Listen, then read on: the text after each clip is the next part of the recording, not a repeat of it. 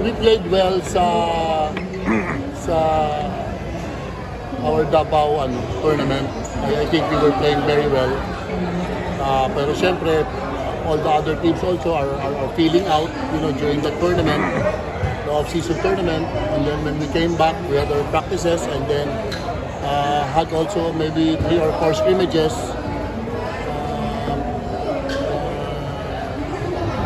There we did do too well. And we have one more scrimmage next week to end the preseason, and then we'll be preparing for the next coming season. Coach, after nung Philippine Cup nyo yung quarterfinals nyo na talo kayo, even with the first to get advantage. Yeah, but we have our naman eh. We realize naman our deficiencies. And so one of the ways to improve that is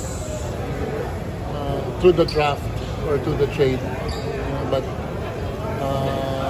we'll see how our draft picks perform. Pero unfortunately, baka next conference na yun because nasa MPBL pa sila. So today, this season, this first conference, kung ano yung team namin last conference, yun din yung team namin this conference. Coach, yun nga si LJ kinuha sa first round.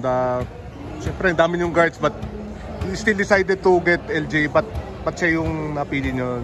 It's hard to pass up on LJ in terms of talent. So, I know we've been playing small ball. Now we will be smaller ball. Pero, it's hard to pass up the talent of LJ.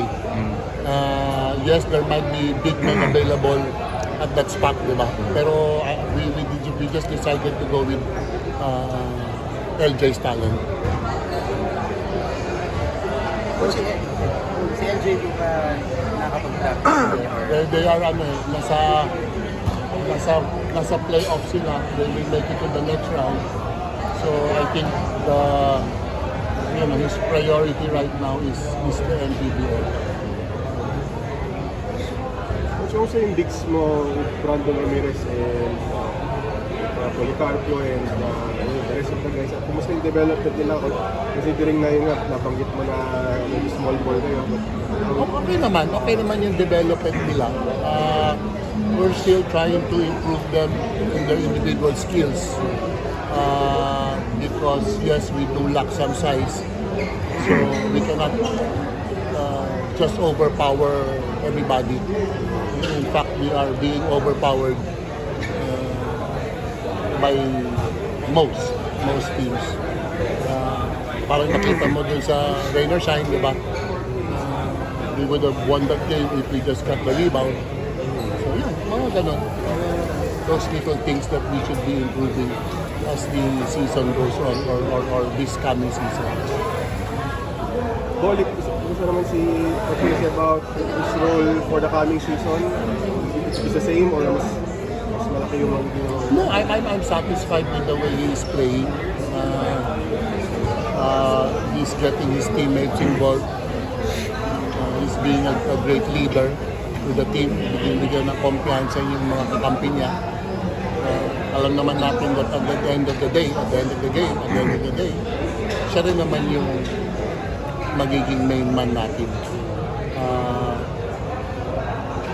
He's been very unselfish in his game. He knows that it doesn't necessarily mean that he needs to score 30 to 40 points to win the game, but he knows that he has to play a lot of minutes. Obviously, the competition with teams improving, draft picks nila, magaganda. Yun, talaga naman eh. Like we played Converge yesterday. Their draft picks really helped them. And they've through the draft the past 2 years and some trades, they became a team that you'll have to contend with talaga. They've got size, they've got, so ano yan, kumbaga ang sinasabi ko is proseso ba? Time. Hindi naman quick fix yan. So time. And we're getting there naman. Because sinasabing we're there already even if we went to we were top 2 in last conference. But we're getting there. Slowly but surely. Coach, just your thoughts sa mga incoming coaches, some of them na game players.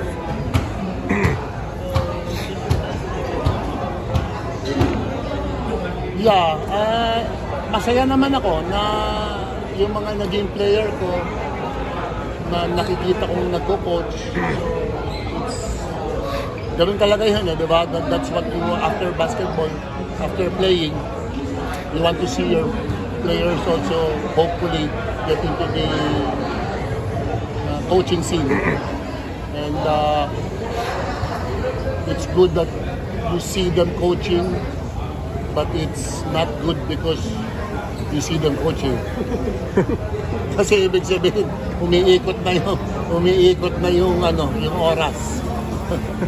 So you are being what? How do you say? Slowly moving up the ladder. Baka but yeah, you're happy. Generally happy ka naman.